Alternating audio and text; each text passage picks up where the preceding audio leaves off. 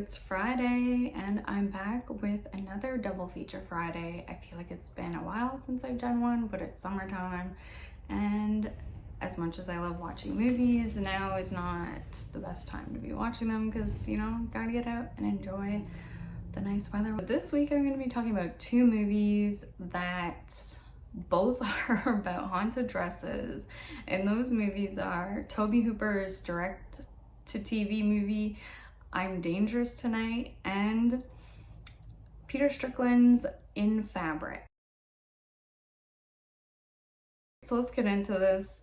I don't know how many people have seen Tobe Hooper's I'm Dangerous Tonight. I feel like it's possibly one of the worst titles I've ever heard for a film. This movie is about an ancient Aztec piece of fabric that's haunted, and some professor brings it to America, is immediately killed by it, and it ends up in the hands of Mädchen Amick. And I'm probably saying her name wrong, and going forward I'm going to call her Matchkin because I'm pretty sure that's what David Lynch calls her. Yeah, so Mädchen Amick is from Twin Peaks fame, if you don't know who she is. She played Shelley in the series Twin Peaks and Twin Peaks The Return and Fire Walk with Me. She's also been in a lot of other stuff. I was watching an older season of American Horror Story the other day, and she appeared in there in a very small role. And I know she was in Gilmore Girls along with the actress who played Audrey. But yeah, she's interesting. She's for me, I don't consider her to be the best actor. I think she's good at playing like a shy, timid girl. I don't know how good her acting is, and I feel like she's just cast in a lot of things based on her looks, and she is super beautiful. She is so beautiful in this movie. I'm Dangerous Tonight is like a feast for thine eyes if you like 90s fashions, especially Matchkin's fashions in the movie are great. She stumbles across this piece of fabric that she acquired it to be used in a play of stage play of Romeo and Juliet that her classmate is in. Somehow she gets roped into doing the costume or props. So she goes to an auction, she buys this old trunk, thinking it would be a good prop, and in it is this piece of fabric. When she drops the props off at the theater for the play, she's a college student. Sorry, I shouldn't get all into the plot. The cape or fabric is discovered by her friend who she just met. He's like a project partner.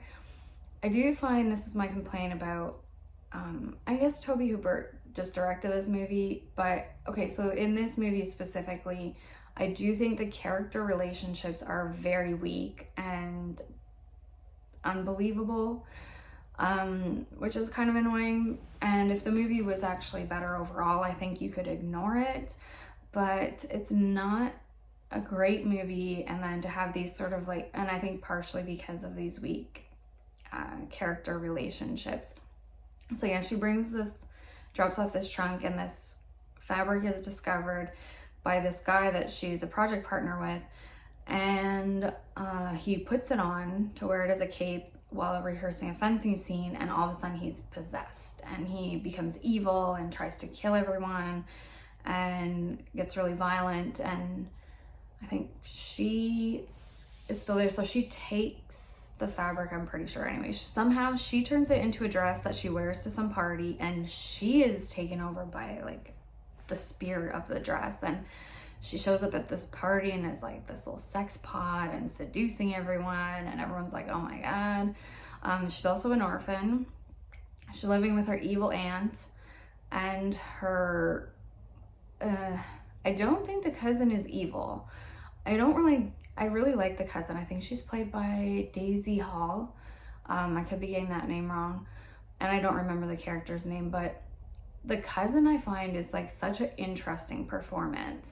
She is acting, and this is not any sort of judgment on this sort of thing, but she acts very sort of slutty, but then there's this whole storyline with her character and her boyfriend that she's like really holding out and she doesn't want to sleep with him. She's very suggestive in all her like actions, which is kind of interesting. And she gets jealous of Matchkin when Matchkin shows up at the party in this dress, and she's stealing everyone's boyfriends, and old men want to dance with her, and everyone's falling over themselves to get to her, including the cousin's boyfriend. So Matchkin ends up in the backseat of this guy's car with him.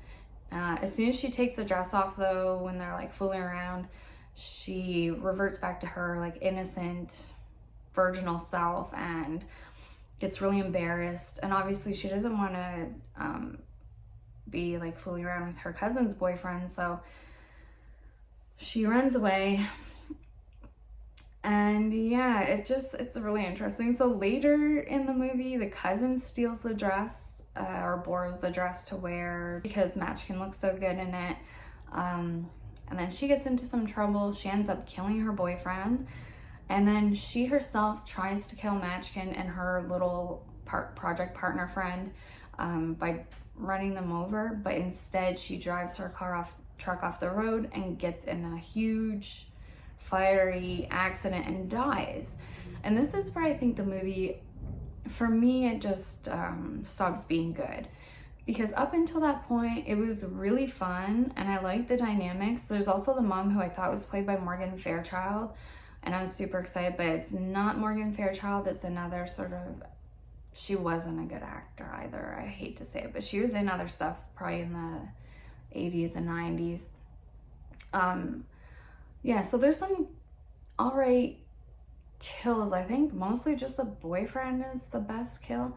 And then Dee Wallace is in this movie too, so she ends up stealing the dress from the corpse, or when the cousin gets brought to the morgue or something, she ends up with the dress in her possession and starts wearing it around. Oh, and Anthony Perkins is in this movie too. So he plays another weird professor who's like friends with the professor who dies in the beginning of the movie. So he's aware of this like fabric and this curse, or he is interested in studying like anthropomorphic objects and how, you know, some certain things can be possessed. This whole storyline for me was so boring. I didn't care about it at all, and I thought it was kind of like, it felt weird whenever Anthony Perkins' character showed up. But yeah, so I feel like the movie kind of drops off. Honestly, I just watched it like a week ago and I could not remember how it ended. I went back and rewatched it this morning and I can see why. It was just kind of a dud of an ending, so it's a little bit of a bummer. Oh yeah, the grandma ends up dead, so everyone around Matchkin's character ends up being dead. Her aunt that she's living with, who's being so mean to her, the grandma who she's helping take care of, her cousin, and everyone. Anthony Perkins is on to the dress, like he knows that this fabric is possessed and haunted and is to blame for all these deaths, but and then her project partner, who is kind of possessed by the dress or the fabric first, falls in love with Matchkin, but I can't tell if it's just to get back to being with the fabric. He keeps wanting her to wear the dress, and when she passes out one time, he takes off her clothes and puts the dress on her, which is creepy and weird. And she wakes up and she's wearing it, and he's like, yes, this is what I wanted. Yeah, you're finally wearing the dress again. Anyways, the movie ends with them like in a little, Dee Wallace comes to fight her. And then the movie ends in this pool, little shed, garden shed or something. And Matchkin's fighting with her boyfriend because this project partner and her somehow in the like week that this movie takes place, they fall in love and they just keep telling each other how much they love each other. And he just wants the dress back, the fabric, so he can feel the power of the dress, the fabric again.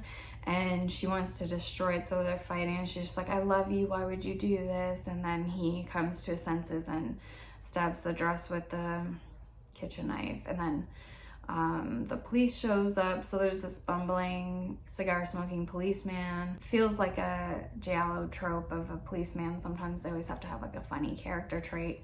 It's not good. I hate to say it. I love Tobe Hooper, and I wish it had a better like last half of the movie, but yeah, I was having a lot of fun until my cousin died in a fiery crash. But comparatively speaking to In Fabric. So In Fabric was written and directed by Peter Strickland and was released in 2019. I'm Dangerous Tonight was released in 1990. In Fabric is sort of similar. It's about a dress. I don't know if it's so much about the dress being possessed or if it's about the hypnotic, ritualistic nature of consumerism. So I watched this movie when it first came out in 2018, and I remember being kind of shocked at some of the imagery and places that this film goes, because it is kind of a weirder film. I love it for its weirdness. It has beautiful visuals. There's a lot to like about this movie, but the overall message is totally, I think, lost on me.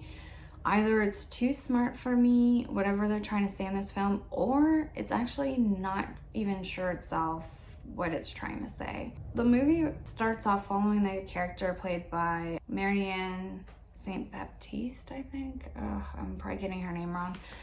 I thought all the acting in this film was really great. The visuals, like I said, were great. There's a beautiful color palettes. There's beautiful lighting. The story is fun to follow and it's interesting, and I really loved following the character of the lead actor's name is Marianne Jean Baptiste, and I thought she did a wonderful job. She plays Sheila, a recently divorced like single woman raising an adult child, her son. She seems to be struggling with, he's like a college student or something, living at home, and his girlfriend is over all the time and she's having a hard time.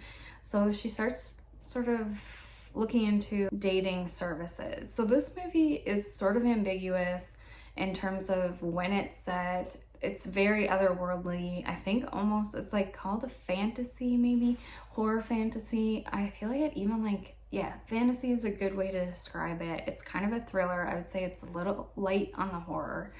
But there's so many weird elements to this film, and it's hard to really figure out. If you're willing to just go along for the ride, this is a great movie in my opinion. So she wants to start dating again because her ex is she finds out her ex is in a relationship. So she goes to this department store to buy a new dress, and she ends up in possession of a possessed dress. She wears it on her date. Her date's horrible. She goes home, and then all kinds of crazy stuff starts happening, and it's all sort of related to this dress. This department store, you see sort of behind the scenes. It's a little bit of a weird store to begin with. When you're watching the film, it takes place during the time that this store is having a sale. It's like a 2-week long event or something, and everyone seems hypnotized and obsessed with this and asking each other, did you get anything good in the sales? And it seems like it's kind of a ritualistic event. So the shop women are all dressed in sort of like weird Victorian era garb, all in black, weird hair, and always seem to be sort of casting spells or putting intentions into things. You see the dress has like some sort of like embroidered text in it saying something, but nothing is really explained. For me, I don't want to try to figure out what's going on in this movie. I'd rather just watch it and enjoy it for what it is, because the performances are so great. Yeah, it's lots of fun. One of my other dislikes about this film, though, halfway or 3/4 of the way through, it switches. So the main character of Sheila dies in a car accident, but when she dies, the dress ends up in a charity shop or a thrift store or something, and it gets bought by someone else. And then the rest of the story, so there's this whole other story that continues with this other couple who now have the dress in their possession. And I actually really like the switch to the second story, and I loved like the characters in the second story. It's also this weird thing of like this guy is a washing machine repairman, and he hypnotizes everyone with when he goes through like the diagnostics of what's wrong with their washing machine. It's really interesting and weird. And his fiance then wears the dress, and it's really good. And I almost wish that instead of doing this switch sort of like almost 3/4 of the way through the film, that they had, maybe it was more of an anthology, and even maybe there was a third story, and the first part maybe was a bit shorter and like less of this first character, even though that was great. Or I wish that, I feel like it feels unsettling to me how it's divided up, and maybe that is the point of it. It was unexpected the first time that I watched this film. I didn't think that there would be like this whole second storyline following these other characters. It's really interesting to see these two films kind of side by side. They're both so kind of lacking in like there's something unsatisfactory about both of them. I would say that In Fabric is a much, I guess, better, objectively a better film, but Tobe Hooper is such a good director. I just wish that there was a different I wish they kind of focused more on like the characters and the relationships and all this. It would have made it way more of a fun film, and I kind of like that about 90s movies. Is like it always feels like this little like family drama or something like that, and when you kill off like all the interesting characters, it just and they're like killed off in the first third, it just makes the last 2/3 like it's just not a strong way to end your film. And maybe it's just me. All right, so I think that's it for me for this week. If you've seen either of these films and you have maybe more ideas about them than what I've expressed in this video, I would love to hear your take on either of them. Yeah, I'm always interested to hear what other people think. It's fun to have a little dialogue, even if it's just in the comment section of a YouTube video. So feel free to comment below, and yeah, bye for now.